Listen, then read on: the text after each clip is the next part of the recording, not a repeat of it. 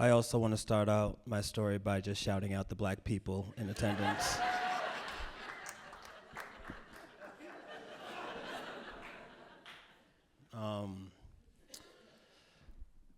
This story is when I was in college. It's important to say that. It's very important to the story. I went to NJIT, New Jersey Institute of Technology. The ratio there, men to women, 10-1. Act 1, new boo. So you go to NJIT and you're like, you know what? There's no women here. We got to figure something out. We got to go to a party. And my boy's like, yo, we go to Rutgers. We go to Rutgers in New Brunswick. That's where the parties are. That's where the girls are. We going to do it. And I said, what we going to do? And he said, you know how we do. Wasn't sure at the time, but I knew. We get down there. I don't know if you've ever been to New Brunswick. It's a big college town. Rutgers is amazing. And this party was great. I'm dancing. I'm having a great time dancing. And there's this one girl that I just start dancing with. And she's not like the other women that I was dancing with at the party, because the other women, it was like a 2-song max. This girl, we danced for 3. Now, I don't know if you know this about dancing, but if you dance for 3 or more songs, you go together. That's it. If it goes to 4 songs, a tear comes to bride. You know what I mean? Like, it's just a situation. So after the songs are done, we just like kind of just sway and we just start talking, you know. Found out this girl, her name is Priya. That's not her real name, because I'm trying to protect her identity in the story, but Priya. And Priya is this beautiful, beautiful brown Indian girl. And I was like, I am in. Again, the ratio at NGIT is 10-1. I don't know the next time I'm going to see the opposite sex. I am in. But then my romantic side starts popping out, you know. Everything just starts clicking for no reason. You know, I'm like, oh, she's Indian? Oh, my God. I love spicy food. I'm West Indian. I have a curry. She has a curry. What? You know, at the time I was more religious. You know, I believed in my God. I had faith in my God, and she has a lot of gods. What? And then I told her, she was like, hey, you go to Rutgers? I was like, no, I go to NJIT. And then she made a joke. She said, oh, you mean New Jersey Indian Temple? Pretty good. We did have a lot of Indian guys who went to school there. Anyway, but I knew me and Priya, we gonna get it on. She's great, right? And she was like, if you don't go here, when am I gonna see you? I said, hey, whenever you invite me. She said, oh, well, what are you doing tomorrow night? Yeah. Yeah, you feel me. You feel me. So I was like, all right, it's nothing. I'll see you tomorrow. At this time also, it's not really important to the story, but to show you where I was at that time, I had a phone, but it was a prepaid phone, right? So it was bad back then, you know what I mean?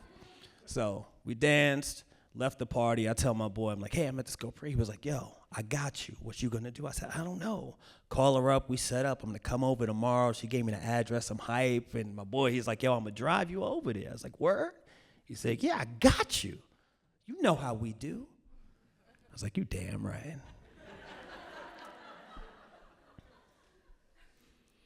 Act 2. Old boo. He drives me over to the place. I have my overnight bag with me. Give him that.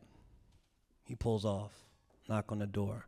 She opens it up and she says, Mike, I'm so happy that you're here, but I have to tell you something. So my ex is here, and he kind of won't leave. It's not a problem, but he's here. He's in the house. And I'm like, all right, cool.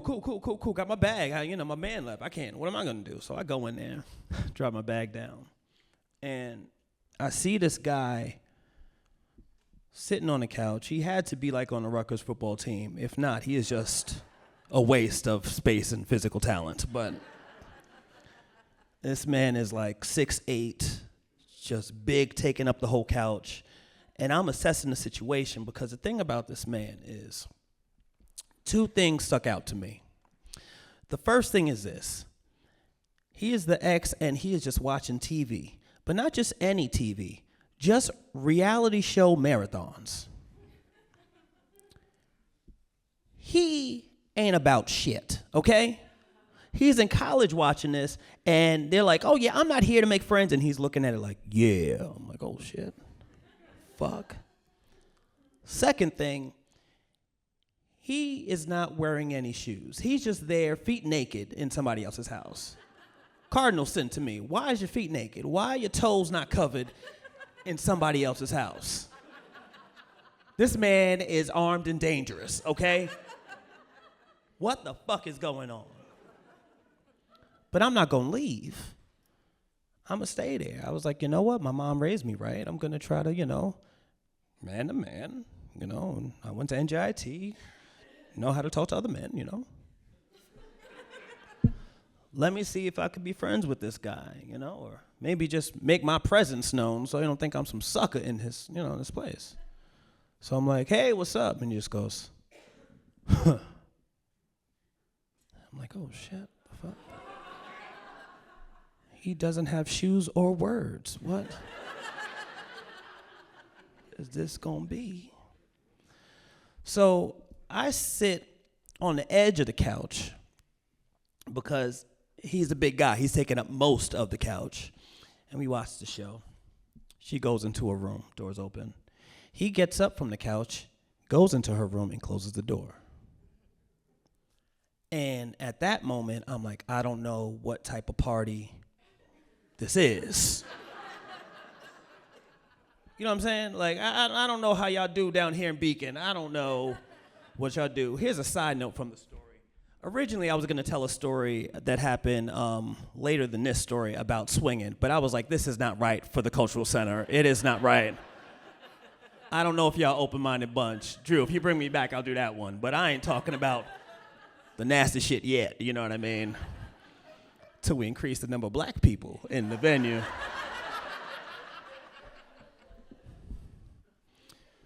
So he goes into the room, doors closed.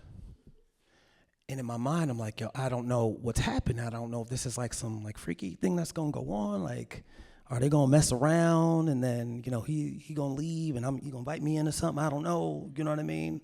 And I'm like, I'm not like against that necessarily because like, I got my overnight bag. I'm not going anywhere. And I'm not really into the Real World Road Rules Challenge that he's watching. So I got to do something. What are we doing?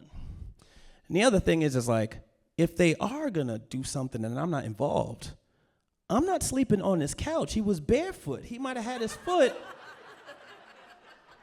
on the couch. We gotta figure something out. And while all this is going on in my mind, I hear this.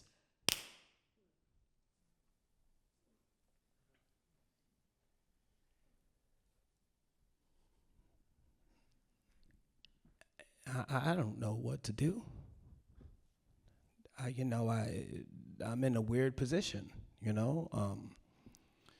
I met this young lady 24 hours ago, and I don't know what happened because the doors were closed, so I can only assume what's happening.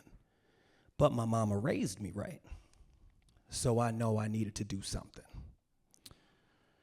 The doors open back up. She has her hand on the side of her face. Her eyes are just full of tears. And she can barely get the words out. And she tells him, "Get out my house.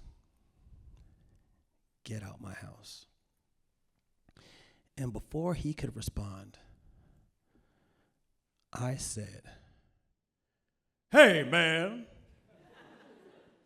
You heard the lady." Now, I don't know where that voice came from.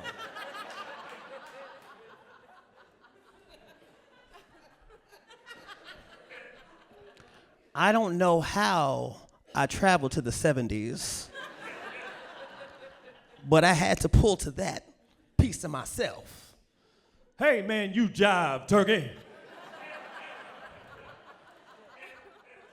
Why don't you get your platform shoes and leave? I told him, hey, man, you gotta go. You heard the lady. And you know what he said? Nothing, because he was confused as well. It caught him off guard. It's like, yeah, you don't have to have shoes on, but when you hear that voice, you're like, okay, let me just leave this guy alone, right? So he gets his stuff, he grunts again, and leaves. So now it's me and Priya in the place, and to me, I'm like, oh, the night is ruined. There's no way nothing sexual is going down tonight, because I don't know what she's thinking, but I know for me, I'm no longer in the mood. Like I can't do anything. I don't want to do anything. But what I did do was talk to her and console her and say things were all right, that I was gonna stay over anyway. She didn't have to worry about anything, and she was like cool with that. And we cuddled all night. And side note, I mean, it was all, but, you know what I'm saying? You know what I mean? It was like, oh, but like the cuddle game was on point, okay? I want to remind you, I went to NJIT. The ratio was 10-1. I didn't know the next time I was going to cuddle again in college, so I was cuddling like this was the last cuddle I was going to happen. Also, over 6 feet, the wingspan. You see what happens? Wrapped all up in here, all up in here. Bow, bow, bow. The biggest spoon, okay? It was good. We didn't have sex. I wanted to. We didn't have sex.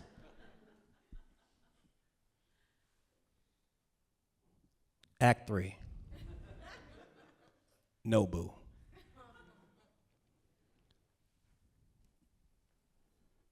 I'm in bed, and I just feel this hand on my shoulder just pushing me. And it's Priya. Wake up, Mike, wake up. I'm like, what's going on? I'm a little worried because I don't know what's going on. I look at my watch. I see it's 5:30 in the morning. I'm like, holy shit, like, what the fuck is happening? Like, did I fart or something? Like, was I snoring?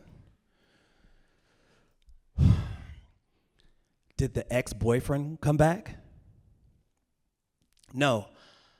She says, Mike, I'm so sorry. I forgot all about this. My mom is here to pick me up and bring me back home. It's a family member's birthday. I totally forgot about it. It's really big in my culture. We always celebrate. I am so sorry. You gotta go. I'm like, all right, cool, yeah, I'll go get my stuff. I'll get my bag and my shoes. And she's like, oh my God, there's no time. We look outside the window, and I see a 5-foot Indian woman making her way to the front door. And I'm like, what the fuck? Where to go? She says, hide in the closet.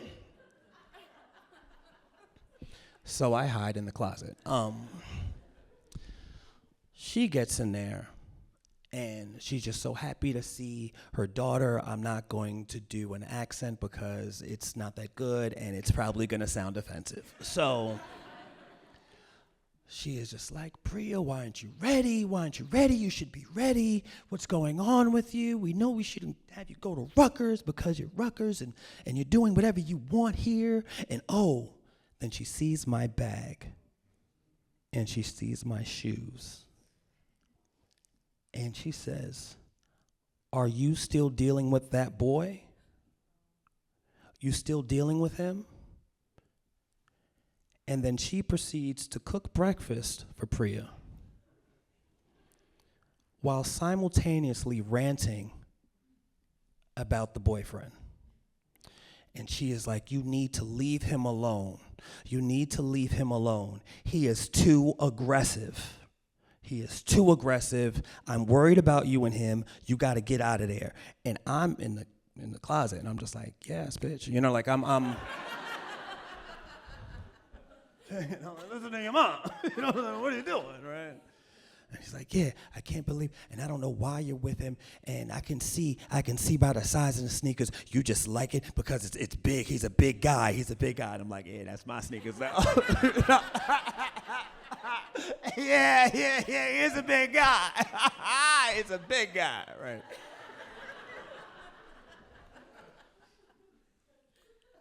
And she says, yeah, you need to find a good Indian boy. Because these black men are no good for you. These black men are dirty, they're savages, and you shouldn't spend any time with them.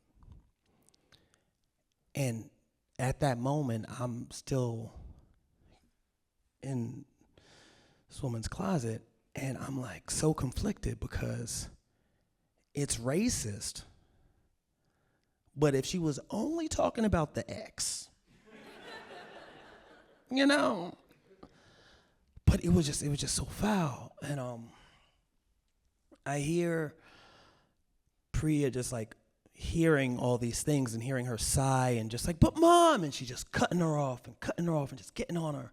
And it really messed me up because at that time, I've never been around that type of like speech, just like that, like pure, unadulterated, like black men are this, you know?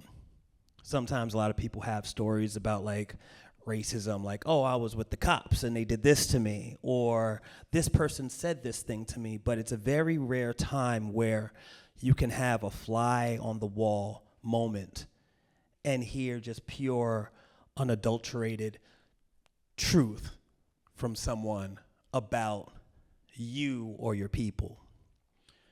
So she tries her best to stick up for black men everywhere, Priya does. And when I say black men everywhere, it's an asterisk because not the ex, but you know. And she's like, Mom, all black men aren't like that, yada, yada, yada. And she's like, I never want you to bring one home. You promise me you marry a good Indian boy. You promise me. And she's like, Mom, I can't promise that. She said, you fucking promise me. Priya didn't respond. There was just silence. I was waiting with bated breath, as you are right now. Like, what's gonna happen? And the mom caved first and said, you know what, we'll talk about it on the way home. They left. I get a text from Priya. And she's like, hey, I'm so sorry, but there's leftover breakfast in the fridge. If you and, you know, I came out of her closet with like just a totally different perspective on life and dating and understanding that, like, you know, just because you're dating this person, you're also like dating their family. And even if they have a different idea, the family, if they have a different idea about you, that's something that you and that person have to go through. And, you know, she and I keep in touch. We, you know, I'm not married or anything. I don't have like a good love story, guys, you know. But I learned a lot. Epilogue. I text my boy. I'm like, yo, pick me up. It's time to go. He comes, I finish breakfast, I do the dishes, my mom raised me right, and my boy, he sees my face because I look like I seen a ghost, like I'm just washed, I have nothing left in me. And he's like, yo, Mike, bro, like, yo, what happened? And I looked at him and was just like, You know how we do. thank you.